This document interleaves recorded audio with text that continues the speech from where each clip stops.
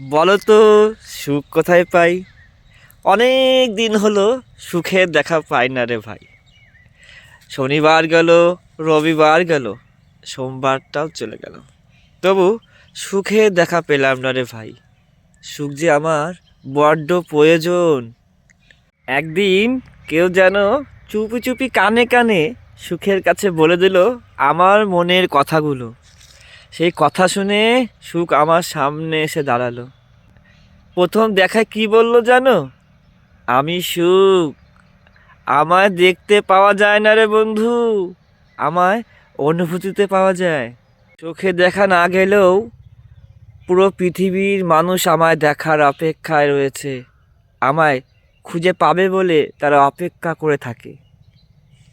কথাগুলো শুনে আমি সুখকে জিজ্ঞাসা করলাম, তাহলে আমি কি করে বুঝবো আমি সুখে আছি? সুখ মিছিমিছি হেসে বলল, আরে পাগল, তুই দুঃখে নাই মানেই তুই সুখে আছিস, এটুকু বুঝতে পারছিস না?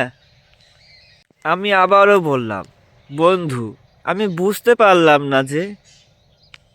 সুখ আবারও হাসতে হাসতে বলল, শোন, অন্যের খুশিতে হাসতে শেখ, অন্যের হাসিতে বাঁচতে শেখ, দেখবি আমার খুঁজে নিতে হবে না, আমি তোকে খুঁজে নেব।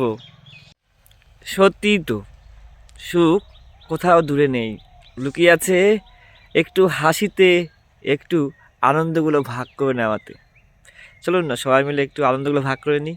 নিজের শান্তি, নিজের সুখ আপনা আপনি আমাদের ধরা দেবে।